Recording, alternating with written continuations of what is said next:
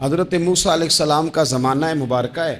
ایک شخص نے اپنے کزن کو، اپنے چچا کے بیٹے کو، چچا زاد کو قتل کر دیا اور خود ہی اس کا مدعی بن کے حضرت موسیٰ کے پاس آیا کہ بتائیے جناب میرے اس بھائی کو کس نے قتل کیا ہے. حضرت موسیٰ نے ایک سادی سی بات کی. کیا فرمایا؟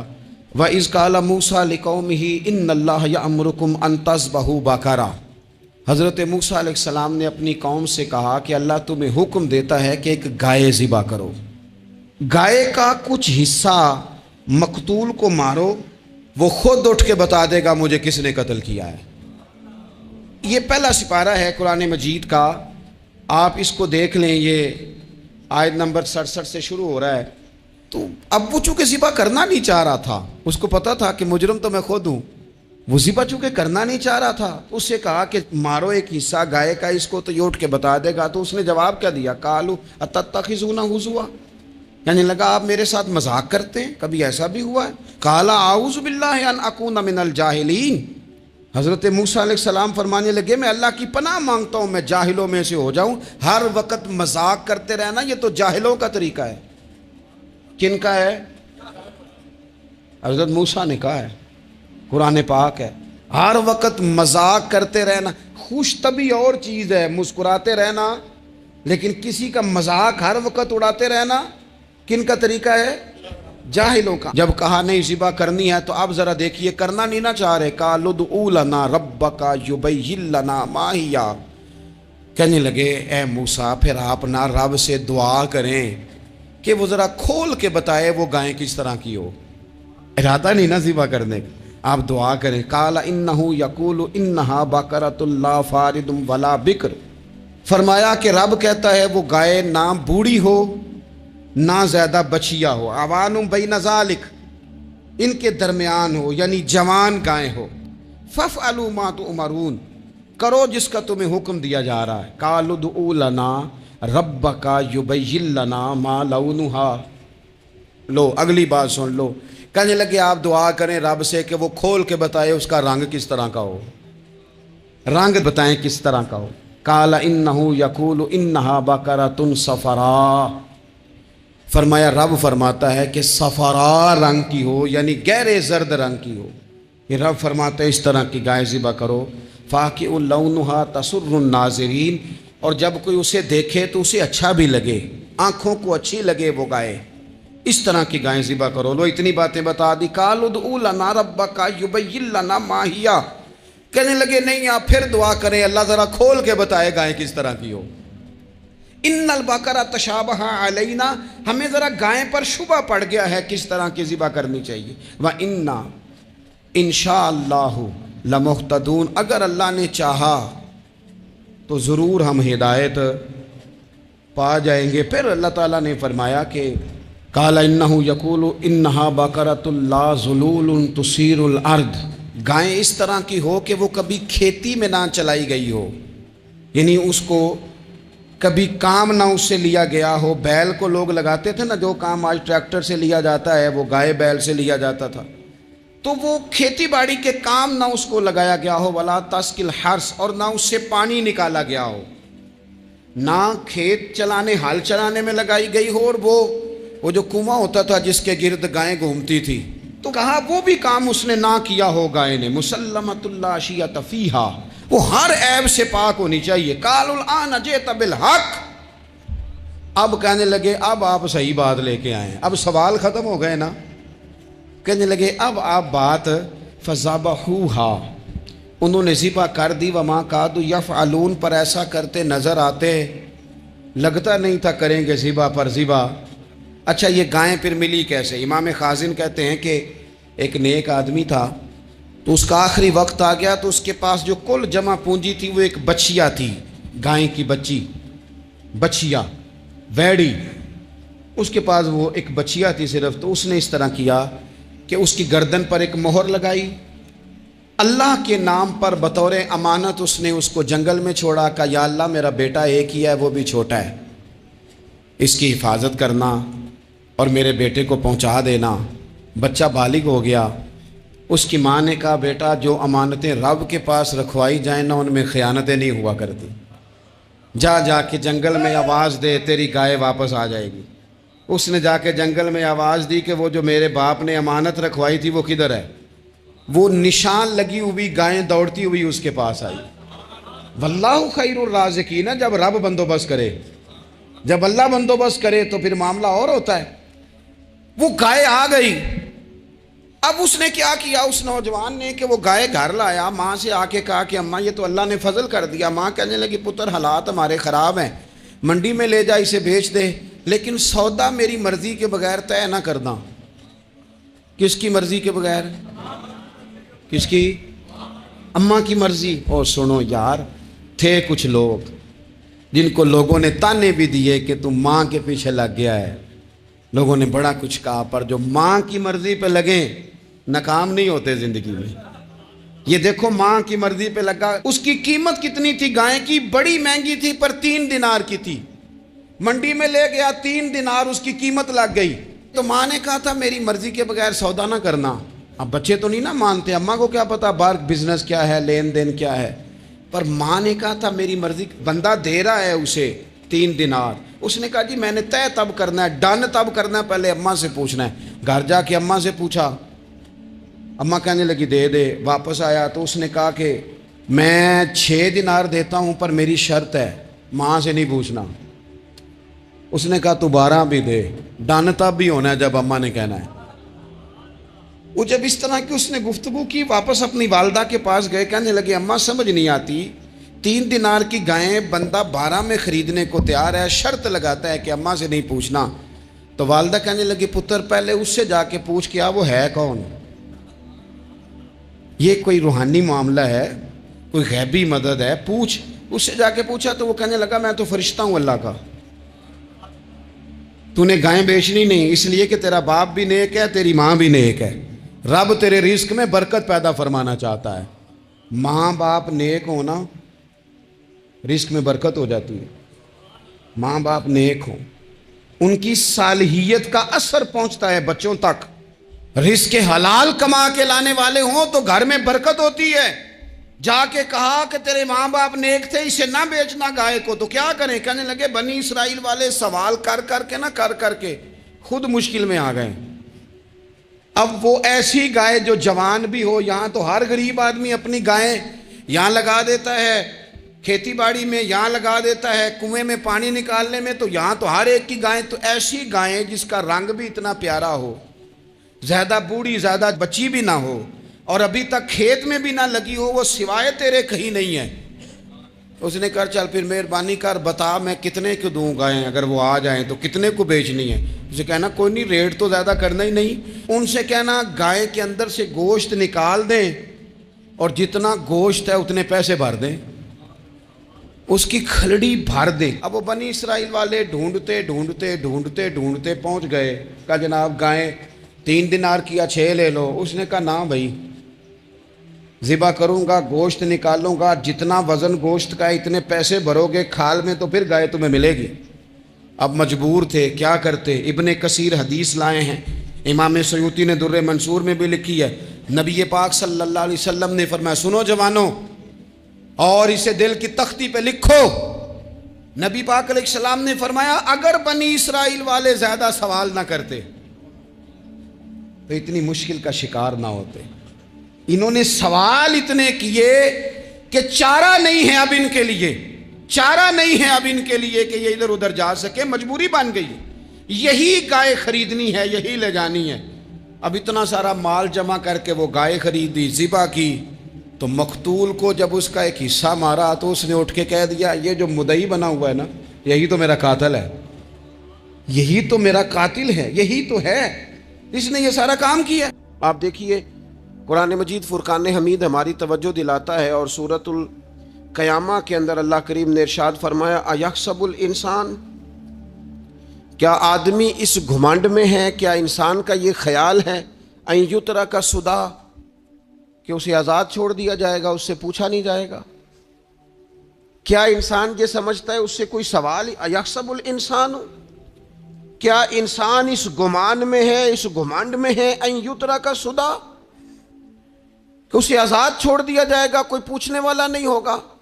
اسے آزاد نہیں چھوڑا جائے گا، اس پر پابندیاں ہیں، اس پر کچھ قیود ہیں، اسے کچھ حدود بتائی گئی ہیں، اسے ایک دائرہ کار دیا گیا ہے، اسے بتایا گیا ہے کہ یہ حلال ہے، یہ حرام ہے، یہ تیرے لیے جائز ہے، یہ تیرے لیے جائز نہیں ہے۔ اس چیز کی حد تک تو آگے بڑھ سکتا ہے، یہاں سے اس لائن کو تو کراس نہیں کر سکتا۔ اس پر پابندیاں ہیں، ان پابندیوں کے بیچ رہ کے وہ زندگی گزارے گا۔ اور یہ بھی یاد رکھے، یہ آیت ایک دوسرا معنی یہ دیتی ہے کہ یہ مت سمجھے کہ صبح قیامت اسے چھوڑ دیا جائے گا، اس سے پوچھا جائے گا، اس سے سوال کیا جائے گا۔ اللہ کی بارگاہ میں جب یہ کھڑا ہوگا تو اسے اپنے اعمال کا حساب دینا ہو۔ لازمی طور پر ایک عدالت صبح قیامت لگے گی، جس عدالت میں مجرم پیش ہوں گے، انہیں اپنے جرموں کا حساب دینا ہے، ظالموں کو کھڑا کیا جائے گا، ان سے ان کے ظلم کے بارے میں باز پرس ہوگی۔ تو لازمی طور پر عقیدہ آخرت کی مضبوطی انسان کو مضبوط کرتی، اس کے اعمال پر پیرے بیٹھ جاتے ہیں، وہ پھونک پھونک کر قدم رکھتا ہے، سوچ کر جملے بولتا ہے، وہ کوئی بھی معاملہ کرتا ہے تو اس میں اس کا خیال ہوتا ہے کہ میں نے دنیا سے چلے جانا ہے، میرے پاس پتہ نہیں کتنا وقت بچا ہے، لہٰذا مجھے آخرت میں پیش ہونا ہے، اپنے معاملات کی آسانی کے لیے، وہاں کی آسانی کے لیے میں یہاں تھوڑا سوچ سمجھ کے چلوں۔ رب فرماتا ہے تجھے ایسے ہی آزاد نہیں چھوڑا جائے گا، آزاد پنچھیوں جیسی زندگی نہ گزار، صبح قیامت کے معاملات کو پیش نظر رکھ، اس پر غور کر۔ یہ تصور گھر کے باہر بھی پورا مضبوط ہونا چاہیے اور گھر کے اندر بھی پورا مضبوط ہونا چاہیے۔ انسان اپنے مالک سے ڈرے اور قیامت کے دن اس کی بارگاہ میں حاضری کا یقین رکھے، اور وہ یاد رکھے کہ یہاں جو کچھ، وہ دیکھے نا، بچوں کو استاد پڑھاتا ہے، محنت کراتا ہے، اگر بچے نہیں پڑھتے تو ڈانٹتا بھی ہے، سمجھاتا بھی ہے، قائل بھی کرتا ہے، اور جب وہ آخری بات کرتا ہے تو پھر وہ پتہ کیا کہتا ہے؟ چلو ٹھیک ہے، اگر نہ پڑھو گے تو امتحان تو آنا ہی ہے نا، رزلٹ تو آنا ہے، پیپر میں بیٹھو گے نہیں آئے گا، فیل ہو جاؤ گے۔ یہ لاسٹ پر یہ بات ضرور ہوتی ہے، اور یہ امتحان دینے کا تصور اور امتحانی سینٹر میں جانے کا خیال طالب علم کو مجبور کرتا ہے کہ میں اسباق تیار کروں، میں بار بار اس پر غور کروں، میں کتاب کو سمجھوں، میں اس کو حل کروں چیزوں کو، تاکہ جب میں مرکز میں جاؤں پرچہ دینے کے لیے امتحانی سینٹر میں تو پھر مجھے پریشانی کوئی نہ ہو۔ بس سمجھانے کے لیے بات عرض ہے کہ یہاں لوگوں کو بتایا جاتا ہے، قائل کیا جاتا ہے، یہ حلال ہے، یہ حرام ہے، یہ تیرے لیے ٹھیک نہیں ہے، یہ تیری حدود ہیں، یہ تیرے قیود ہیں، یہ تیرا دائرہ کار ہے۔ لیکن اگر پھر بھی کوئی بندہ باز نہ آئے، پھر بھی کوئی شخص باز نہ آئے، تو پھر اس کو کہا جائے گا صبح قیامت اللہ خود حساب لے لے گا، پھر تجھے مالک اپنے سامنے کھڑا کرے گا، ثم لتسألن یومئذ عن النعیم، پھر وہ تجھ سے ایک ایک نعمت کے بارے میں سوال کر لے گا، پھر تجھے جواب دینا ہوگا۔ تو اس تصور کو اپنی زندگی میں لاگو کریں کہ ہم نے مرنا ہے، اللہ کی بارگاہ میں جان، اس تصور کو پوری طور پر طاری کریں اپنے ذہنوں میں۔ یہ جو رسمی سی بات ہے نا، پتہ نہیں کب چلے جانا ہے، جو جانے والے ہوتے ہیں ان کی کوئی تیاری بھی ہوتی ہے، جن کو پتہ ہوتا ہے نا، وہ رمضان المبارک میں نا کئی دفعہ ایسا ہوتا ہے کہ ٹکٹیں نہیں مل رہی ہوتی ہیں اور عمرے کے ویزے لگ چکے ہوتے ہیں، تو ایجنٹ کہہ دیتے ہیں جانے والوں کو کہ تیاری رکھنا، کسی وقت بھی میرا فون آ جائے گا۔ تو لوگوں نے بیگ باندھ لیے ہوتے ہیں، سامان تیار کر لیا ہوتا ہے، سارے انتظامات کر کے رکھے، کیوں کہ پتہ نہیں کس وقت بلاوا آ جائے گا۔ تو روز کہتا ہے پتہ نہیں اللہ کی جانب سے کس وقت بلاوا آ جائے گا۔ پھر اپنی تیاری بھی تو یار کچھ بتانا، میں بھی بتاؤں، آپ بھی بتائیں، پھر ہم اپنے آپ سے یہ بھی تو سوال کریں نا کہ جہاں اچانک جانا پڑے اس کے لیے تیاری ہوتی ہے، ہماری تیاری کیا ہے؟ اگر اچانک جانے پڑے اس کی بارگاہ میں، کیا تیاری؟ روز دیکھ رہے ہیں نا، کچھ لوگ روڈ پہ چڑھے تھے پہنچ نہیں سکے، ہاسپٹل گئے تھے پہنچ نہیں سکے، کچھ لوگ کسی فیلڈ میں کام کر رہے تھے، ڈگری نہیں مل سکی، جا ہی نہیں سکے، وقت آ گیا۔ تو اگر وہ ٹائم آ جاتا ہے، اس کی بارگاہ میں حاضر ہونا پڑ جاتا ہے، تیاری کیا ہے؟ نبی پاک علیہ الصلوۃ والسلام گھر کے اندر اپنے گھر والوں کی تربیت کے لیے اور تعلیم امت کے لیے ایک دعا مانگتے تھے۔ حضرت عائشہ صدیقہ کہتی ہیں حضور دعا مانگتے تھے، مشکات میں موجود ہے۔ کیا دعا تھی؟ اللہم حاسبنی حسابا یسیرا، اے اللہ ذرا حساب آسان کر کے لینا. یہ حضور تعلیم امت کے لیے دعا مانگتا، اللہ حساب ذرا آسان کر کے لیجیے، مالک کرم فرمانا. تو حضرت عائشہ صدیقہ رضی اللہ تعالیٰ عنہ ارشاد فرماتی ہے، میں نے عرض کیا یا رسول اللہ صلی اللہ تعالیٰ علیہ وسلم یہ آسان حساب کا کیا مطلب ہے؟ تو حضور فرمانے لگے، عائشہ آسان حساب کا مطلب یہ ہے کہ رب کریم بندے کے نامہ اعمال پر نظر ڈالے گا اور پھر اللہ تبارک و تعالیٰ اس سے درگزر فرما دے گا. یہ آسان حساب ہے. پتہ مالک کو ہے اس نے کیا کیا ہے، پر کریم ہے نا. عدل کریں تے تھر تھر کمبن، اچیاں شاناں والے تے جے فضل کریں تے پھر بخشے جاون میرے جے منہ کالے. نظر کرے گا پھر معاف فرما دے گا. اور حضور فرماتے عائشہ یاد رکھو جس سے اس نے حساب لیا وہ پھر بڑی مشکل میں آ جائے گا، اس کے لیے مشکل ہو. اللہم حاسبنی حسابا یسیرا، اے اللہ تو حساب ذرا آسان کر کے لینا، ذرا آسان کر کے. یہ تعلیم امت کے لیے کہ امت کے دل میں خیال پیدا ہو کہ حساب دینا ہے، تو نے حساب دینا ہے، تو نے اپنے مال کا حساب دینا ہے، تو نے اپنے لفظوں کا حساب دینا ہے، تو نے معاملات کا حساب دینا ہے. تو جس کرسی پہ بیٹھا ہے، تو کلرک ہے یا صدر ہے، تو نے اپنی اس نشست کا حساب دینا. تو استاد ہے یا پیر طریقت ہے، تو مؤذن ہے یا خطیب ہے، تو جو بھی ہے تو نے حساب دینا ہے. تجھے تیرے منصب کے بارے میں پوچھا جائے گا، تجھے تیرے عہدے کے بارے میں پوچھا جائے گا، تجھے اپنی ذمہ داریوں کے بارے میں حساب دینا. اللہ کی بارگاہ میں تمہیں جا کے بتانا ہے کہ تم نے کیا اعمال کی. اس تصور کو پکا کریں اپنی. یہ تصور کتنا کو پکا ہونا چاہیے، دنیا کیا ہے اور آخرت کیا ہے. ہمارے ہاں لوگوں نے بہت بڑا لمبا چوڑا دنیا کا تصور بنا لیا ہے. کار جہاں دراز ہے، لمبا تصور، دنیا داری کے لیے لمبی منصوبہ بندی، دور دور تک میں نے یہ کرنا ہے، پھر میں نے یہ کرنا ہے، پھر اس کے بعد انشاءاللہ یہ کر دینا. یہ تو آپ نے 300 سال کی پلاننگ بتا دی ہے. یہ تو 300 سال کی پلاننگ بتائی. کیا بتائیں تجھے اے باپ، کیا کار ہائے نمایاں کر گئے. بی اے کیا، نوکر ہوئے، پینشن ملی، پھر مر گئے. زندگی تو اتنی سی ہے، اتنی لمبی منصوبہ بندی. اس میں آخرت کہاں ہے؟ اس میں اگر کسی مقام پر رب کی بارگاہ میں حاضر ہونا ہے تو وہ کہاں ہے؟ جو مرنے والے لوگ ہوتے ہیں ان کا تو جینا کچھ اور طرح کا ہوتا ہے، جن کو جانا ہوتا ہے ان کا رہنا تو کچھ اور طرح کا ہوتا ہے. جن کو کسی جگہ منتقل ہونا ہوتا ہے، جو عارضی مکانوں میں رہتے ہیں، ان کا رہن سہن تو ذرا اور طرح کا ہوتا ہے. لیکن جو ہمارا انداز ہے، جو ہمارا رہن سہن ہے، جو ہمارا طریقہ کار ہے، وہ تو مستقل رہنے کا ہے. وہ تو لگتا ہے کہ کبھی چھوڑنے والے نہیں ہیں. اس میں تو کوئی ایسی چیز نظر نہیں آتی کہ جس میں ہم محسوس کریں کہ ہم نے چھوڑ کے جانا ہے. لیکن نبی پاک علیہ السلام نے جس دنیا کو ہم بہت بڑی دنیا سمجھتے ہیں، حضور نے اس کی مثال کیا دی. صحیح مسلم کی حدیث ہے.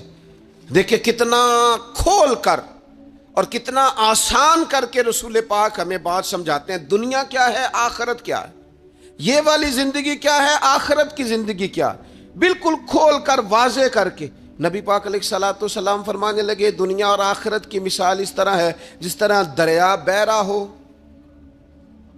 اور کوئی آدمی اس میں انگلی ڈبوئے، جتنا پانی اس کی انگلی کو لگ گیا یہ دنیا ہے، اور جو باقی ٹھاٹھے مارتا دریا پیچھے ہے، سمندر پیچھے ہے، وہ سارا آخرت ہے.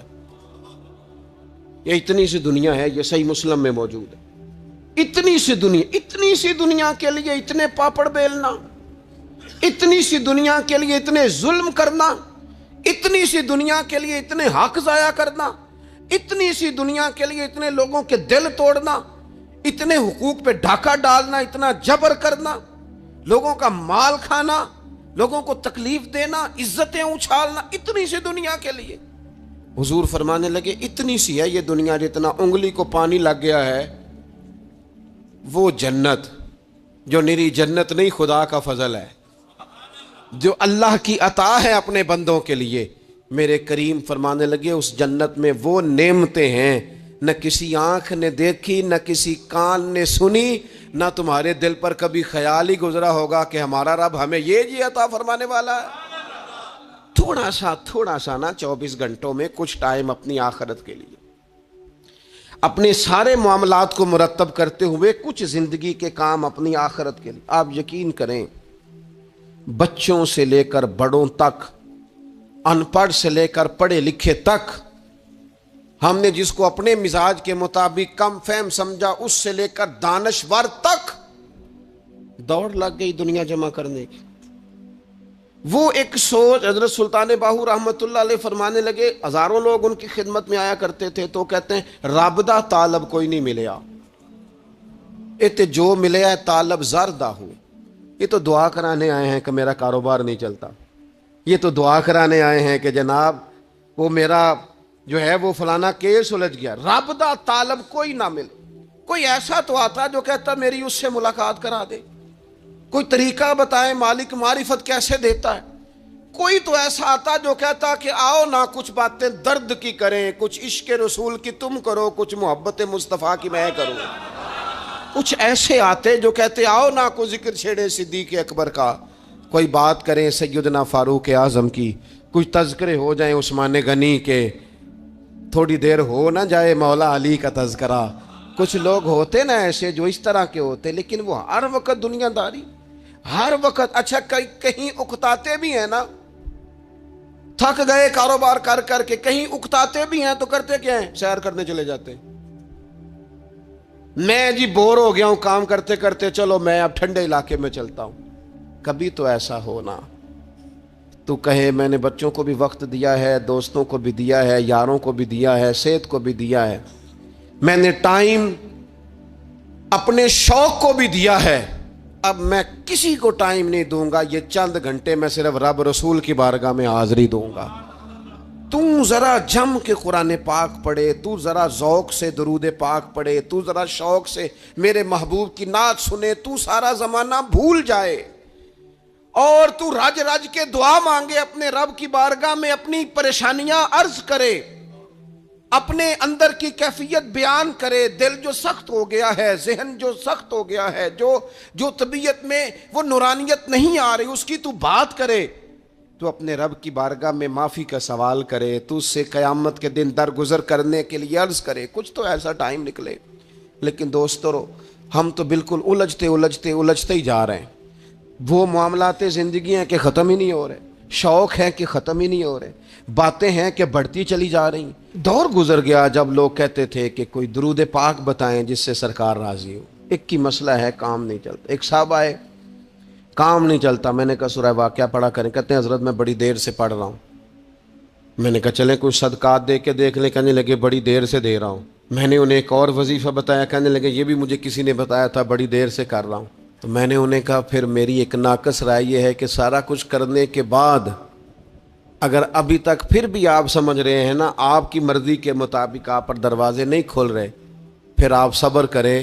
جو میرا رب چاہتا ہو اس پہ راضی رہ کے دیکھیں، پھر ذرا راضی رہ کے دیکھیں، پھر دیکھیں کہ مالک کا فیصلہ کیا ہے. وہ آپ کے حق میں کوئی رحمت والا فیصلہ ہی فرمائے گا. پھر ذرا انتظار کر کے دیکھیں، پھر ذرا صبر کر کے دیکھیں.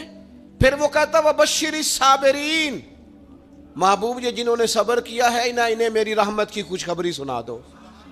پھر وہ کہتا ہے باقیوں کے پاس مال ہوگا، دولت ہوگی، اقتدار ہوگا، بڑا کچھ ہوگا، ان اللہ مع الصابرین، صبر کرنے والوں کے ساتھ رب کریم ہوگا. پھر ذرا ٹھہر ہی جائیں، پھر تھوڑا حوصلہ ہی کر لیں، پھر اس کے فیصلے کا ذرا انتظار کر کے دیکھیں. ہم نہ من چاہیے زندگی کے پیچھے پریشان ہیں اپنی آخرت کے. اور آخرت کرتی کیا ہے؟ جب آپ کا آخرت پر یقین پکا ہو جاتا ہے نا، پھر لازمی طور پر انسان کے اعمال سنورتا ہے. آپ یقین کریں سنورتے ہیں، 100% سنورتے ہیں. آپ آخرت پر جتنا یقین، حضرت عمر کا آخرت پر یقین پکا تھا نا، دنیا میں مکان ہی کوئی نہیں بنایا، پکا تھا. سیدنا مولا علی شیر خدا امیر المومنین بھی ہو گئے تو طامت پھر بھی پھٹی ہوئی تھی. پکا یقین تھا نا کہ اللہ نے ہمارے لیے آگے بڑی نعمتیں تیار کی ہوئی ہیں. حضور نے آ کے فرمایا تھا نا کہ عمر میں تیرا گھر دیکھ آیا ہوں جنت میں. یقین پکا تھا نا بڑا کچھ ملنے والا ہے. تو جن لوگوں کا پکا ہونا کہ میرا دیس میں گھر ہے، وہ پردیس میں بلڈنگیں نہیں بنایا کرتے. ان کو پتا تھا کہ ہمارے دیس میں گھر بنے ہوئے ہیں، لہٰذا یہاں وہ کسی پریشانی کا شکار. اور دوسرا، جب بندے کا آخرت پر یقین پکا ہو جاتا ہے نا، ایک بات آپ نے ضرور ذہن میں رکھنی ہے. ہمارے محدثین نے لکھا ہے جس بندے کا صرف دنیا داری میں جینے کا مزاج ہو جاتا ہے نا وہ بزدل ہو جاتا ہے، اور جس کا خیال ہوتا ہے نا زندگی عارضی ہے، صبح قیامت دوبارہ اٹھوں گا، وہ بندہ بہادر ہو جاتا ہے۔ جس کا خیال ہے نا یہی کچھ ہے، کھا لو پی لو بس، یہ زندگی ختم ہو گئی تو ختم ہو گئی، مر گئے تو مر گئے، ختم ہو گئے، فنا ہو گئے، ان لوگوں کا مزاج بزدلانہ ہو جاتا ہے، جرت مند نہیں رہتے۔ اور جن کا یہ خیال ہوتا ہے نا مرنے کے بعد بھی اٹھنا ہے، ایک نئی زندگی اللہ عطا کرے گا، وہ لوگ پھر موت سے گھبراتے نہیں، انہیں مرنے سے ڈر نہیں لگتا۔ پھر موت کا لفظ کوئی بندہ سنا کہ انہیں بلیک میل نہیں کر سکتا، وہ بندے طاقتور ہو جاتے، باہمت ہو جاتے۔ حضرت جابر بن عبداللہ فرماتے ہیں، بخاری میں حدیث ہے، فرماتے ہیں ایک احد والے دن نا ایک صحابی کھجور کھا رہے تھے، تو کھجور کھاتے کھاتے انہوں نے نبی پاک صلی اللہ تعالی علیہ وسلم کی خدمت میں عرض کی، حضور اگر میں آج شہید ہو جاؤں تو کہاں جاؤں گا؟ تو محبوب فرمانے لگے، میرا رب اپنے فضل سے تجھے جنت عطا کرے گا۔ حضرت جابر ابن عبداللہ رضی اللہ تعالیٰ عنہ فرماتے ہیں اس بندے نے کیا کیا، اس نے نا کھجور جتنی کھا لی تھی کھا لی، باقی نکال دی منہ سے، تلوار لی، میدان میں گئے، شہید ہو گئے۔ سبق ہمیں کیا دیا؟ کہنے لگے جب مرتے ہی اللہ تعالیٰ جنت عطا کرے گا، پھر کھجور کھاتے کھاتے رہنے والی دیر بھی کیوں کرنی ہے؟ پھر چھوڑو، جنت میں جا کے اللہ کے دیے ہوئے انعام کھائیں گے۔ کھجور کھانے کی بھی دیر برداشت نہیں کی۔ یہ آخرت کا اجر، آخرت میں رب کی بارگاہ میں کھڑے ہونے کا تصور بندے کو طاقتور کر دیتا۔ وہ بزدل، اقبال کیا کہتے ہیں؟ اقبال کہتے ہیں موت کو سمجھے ہیں غافل اختتام میں زندگی، یہ ہے شام میں زندگی، پھر صبح دوام میں زندگی۔ اور حضرت بلے شاہ بھی بول پڑے، وہ کہنے لگے عرش فرشتے بانگا ملیاں مکے پہ گیا شور، بلے شاہ آسان نہیں مرنا، اے تے مر گیا ہی کوئی ہور، یہ تو کسی اور۔ پھر ایک اور درویش بولے، وہ کہنے لگے وارث شاہ او کدو مردے، وارث شاہ او کدو مردے جنہ کیتیاں نیک کمائیاں نے۔ وہ تو اللہ کی بارگاہ میں انعام پاتے ہیں، ایک پل ہے موت، اس پل سے گزرتے ہیں، پھر رب کا فضل انہیں ملتا ہے۔ میں کئی دفعہ کہہ چکا ہوں، پھر کہتا ہوں، یہ جب بہت ٹینشن بن گئی نا، ڈپریشن بہت بڑھ گیا، کووڈ-19 کے دن تھے، کرونا کے، تو مجھے ایک سرکاری ادارے میں بلایا گیا جہاں اس عملے کو میں نے گفتگو کرنی تھی، اس عملے سے جو مریضوں کو دیکھ رہا تھا۔ کہنے لگے مجھے وہاں کے جو ہیڈ تھے، کہنے لگے پیر صاحب بڑا ڈپریشن بڑا ہے، لوگ ڈر رہے ہیں، وقتی طور پہ خوف بھی بڑا تھا۔ تو میں نے ایک صاحب سے وہاں کہا کہ اتنا خوف کس بات کا؟ کہنے لگے جی مجھے تو زیادہ ہجوم آ جائے تو میرا سانس نہیں نکلتا، تو قبر میں تو کھڑکی کوئی نہیں، تو تصور سوچ سوچ کے میں ڈرتا ہوں۔ تو میں نے کہا ڈاکٹر صاحب، ماں کے پیٹ میں جو رب آکسیجن دیتا ہے وہ قبر میں بھی دے گا۔ تو انہوں نے آپ کی طرح سبحان اللہ نہیں کی، کیونکہ وہ ڈاکٹر صاحب تھے نا، سیانے بندے کو سمجھانا بھی کافی سیانے بندے کا کام ہے، وہ زیادہ سیانے تھے، لیکن نا سوتے کو جگانا تو کام ہے، اور اگر جاگتے کو جگانا پڑ جائے تو بہت مشکل کام ہوتا ہے۔ وہ ڈاکٹر صاحب تھے، وہ کہنے لگے جی حضرت صاحب، وہ تو ماں سانس لیتی ہے تو وہ بچے کو جاتا ہے، وہ آکسیجن ماں کے سانس کی بنیاد پہ ملتی ہے، تو قبر میں وہ کیسے ہوگا؟ میں نے کہا چلیں ٹھیک ہے ڈاکٹر صاحب، آپ کی یہ دلیل بھی مان لیتے ہیں، وہ جو انڈے سے بچہ نکلتا ہے وہ چاروں جانب کوئی سوراخ ہوتا ہے؟ ڈاکٹر صاحب نے قلم چھوڑ دیا، رکھ دیا۔ میں نے کہا چلو یہ بھی بتاؤ زندہ ہی نکلتا ہے؟ کہنے لگے بالکل۔ تو میں نے کہا سونا بھی نکلتا ہے؟ کہنے لگے بڑا ہی پیارا ہوتا ہے۔ میں نے کہا انشاءاللہ جب ہم قبروں سے نکلیں گے، مصطفیٰ کا صدقہ، یوم نحشر المتقین الی الرحمن وفدا، رب کہتا ہے تم جب نکلو گے نا قبروں سے، متقی مومن جب نکلیں گے تو رب کی بارگاہ میں مہمان بنا کر پیش کیے جائیں گے۔ اے رب دے پرونے ہون گے قیامت میں، وہ مہمان بنا کر پیش کیے جائیں گے اللہ کی بارگاہ، مہمان بنا کر۔ دوستو، قبر صرف دوزخ کا گڑھا نہیں ہے، دوزخ کا گڑھا بھی، لیکن اس کے لیے جس نے دنیا میں رہ کے صرف دنیا کٹھی کی، آخرت کے لیے جمع کچھ نہیں کیا، اور جس نے یہاں رہ کے وہاں کے لیے کوشش کی، صبح سے شام تک ڈرا کہیں میرا رب ناراض نہ ہو جائے، کہیں حضور کی بتائی ہوئی حدیں معاذ اللہ مجھ سے کراس نہ ہو جائے. جس نے محتاج زندگی گزاری اس کی قبر گڑا نہیں، کھڈا نہیں، بلکہ حضور فرماتے ہیں روضۃ من ریاض الجنہ، اس کی قبر تو باغ ہے، باغ. ایک منٹ کے لیے صرف سوچنا، بندہ فوت اور سیدھا اسے باغ میں چھوڑا ہے کوئی. باغ ہے قبر، باغ. اور باغ بھی معمولی نہیں، معمولی کیاری نہیں، روضۃ من ریاض الجنہ، جنت کے باغوں میں سے باغ. اور باغ اتنا سونا ہے جس میں آنکھ کھلے گی تو پہلی زیارت ہی مدینے والے رسول کی نصیب ہوگی. تو خوف آتا ہے وہاں جاتے ہوئے. پہلے بھی میں نے کہا تھا، پھر کہتا ہوں، او مرحوم آسی نے کہا تھا آج پھولے نہ سمائیں گے کفن میں آسی، او قبر کی رات ہے ان سے ملاقات کی رات. آج تو ملاقات.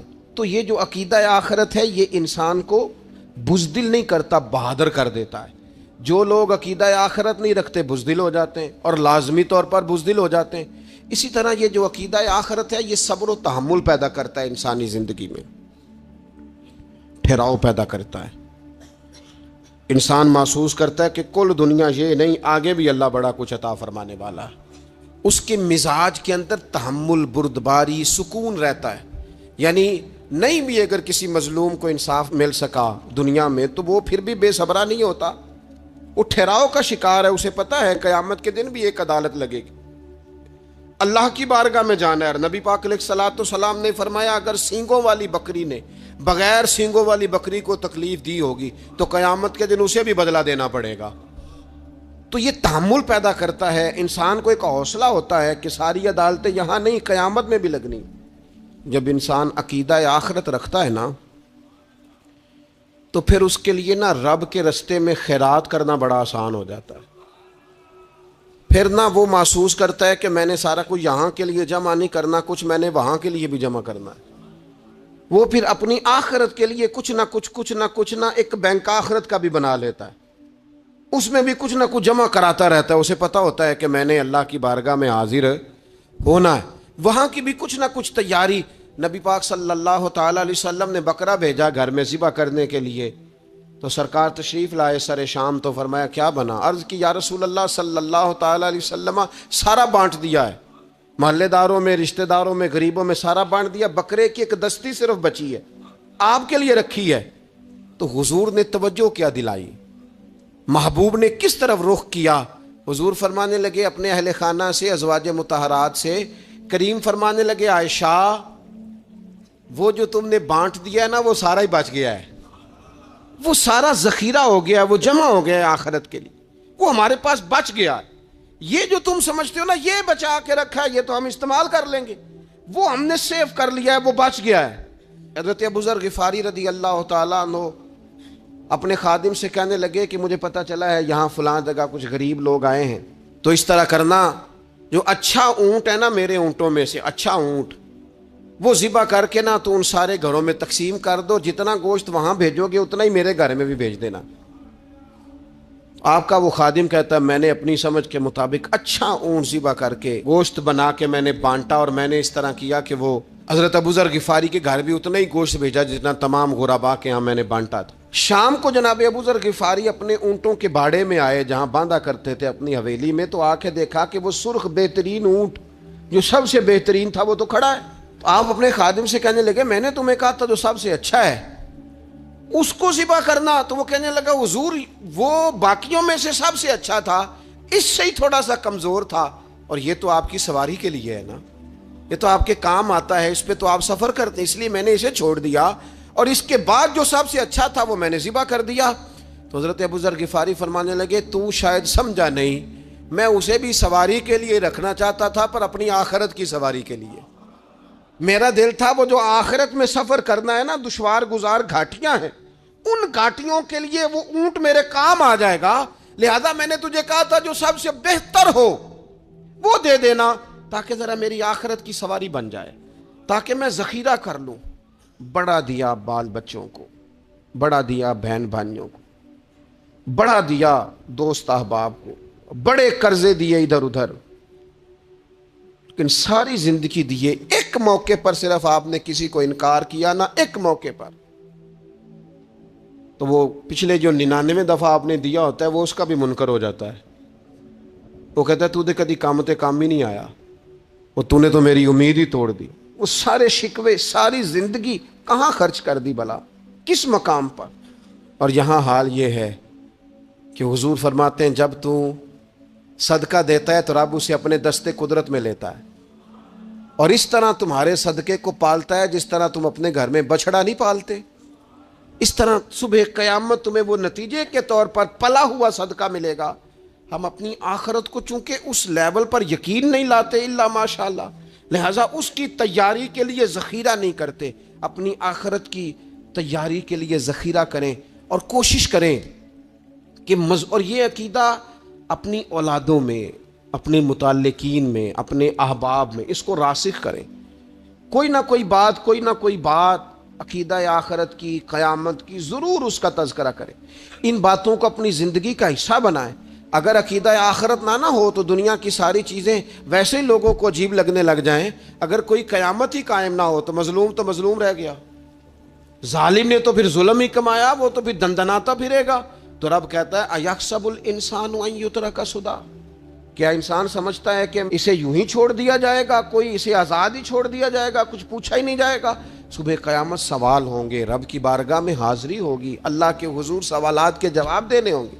لہٰذا اپنی زندگی کے اعمال کو مرتب کرتے وقت, کوئی بھی کام کرتے وقت ایک تصور ضرور ذہن میں رکھیں کہ مجھے صبح قیامت اس کا حساب دینا ہے. یہ جو جواب دہی کا تصور ہوتا ہے یہ انسان پر پہرے دار ہوتا ہے, یہ اس کو مضبوط کرتا ہے, اس کی عقیدے کی بنیادیں اس کے عمل کو طاقتور کر دیتی ہیں. لہٰذا عقیدہ آخرت اپنے بچوں میں, آنے والی نسلوں میں. آپ دیکھیں حضور نے یہ عقیدہ آخرت مضبوط کر دیا تھا نا, تو پھر سیدہ فاطمہ الزہرا نے کچے مکان میں ساری زندگی گزار دی. پھر محبوب پاک نے دیکھا کہ وہ اونٹ کے بالوں کی بنی ہوئی چادر اوڑھ کے چکی پیس رہی ہیں, تو محبوب نے یہ نہیں فرمایا کہ اللہ آسانی کر دے گا, اچھا وقت آ جائے گا, تو فکر نہ کرنا, یہ مشکل نہ. محبوب کریم نے فرمایا فاطمہ دنیا میں تھوڑی مشقت برداشت کرو, اللہ آخرت کی ساری سعادتیں آپ کو ہی عطا فرمائے گا. گویا کریم نے فرمایا آپ کو یوں ہی زندگی گزارنی ہے, یہی طرز رکھنی ہے, اسی طرح ہی آپ کو وقت گزارنا ہے. جو آرام کا وقت ہے وہ اللہ تعالیٰ جنت میں عطا کرے گا. عقیدہ آخرت کی مضبوطی. تھوڑا سا ہمارے ایک بڑے قریبی دوست تھے, بڑا میرا ان سے پیار تھا, 34.5 سال عمر, خود ہارٹ اسپیشلسٹ ڈاکٹر. لیکن یہ پچھلے ہفتے وہ مریضوں کو چیک کر کے نیچے آ کے دفتر میں بیٹھے. ایک تو لوگ کہتے ہیں نا ہسپتال پہنچ جاتا تو شاید بچ جاتا, تو ہاسپٹل کے اندر ہی تھے, اور ابھی چڑھتی جوانی, 34-35 سال عمر. لیکن کمال یہ تھا کہ میرے جیسے کئی لوگوں نے بھی آنسو اس لیے بہائے کہ اتنی چڑھتی جوانی میں, اتنے خوبصورت ماحول کے اندر بھی انہوں نے مزاج خیر خواہی کا بنایا ہوا تھا. ہر شخص سے حسن کلام اور رب رسول کی طرف اپنا لگاؤ, نماز کی پابندی. جب بھی حال پوچھنا تو کہتے تھے اللہ اور اس کے رسول کا فضل ہے. تو اپنی زندگی میں جن لوگوں کا تصور آخرت مضبوط ہو جاتا ہے وہ کئی دفعہ جلدی بھی سمٹ کر چلے جائیں تو ان کے حق میں رحمت والے فیصلے ہوتے ہیں. اللہ تعالی ہمیں سمجھنے کی توفیق عطا کرے.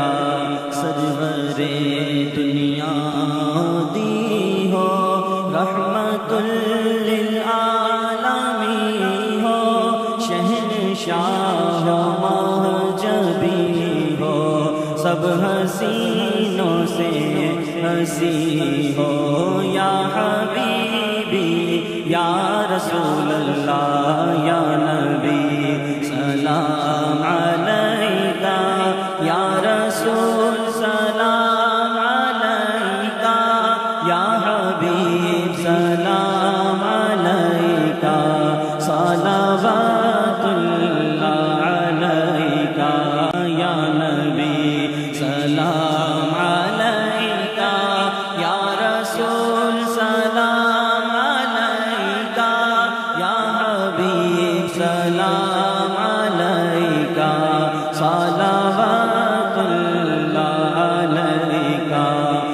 شناس بھی تم ہی ہو، دل کے پاس بھی تم ہی ہو، دل کی آس بھی تم ہی ہو، دل کو راس بھی تم ہی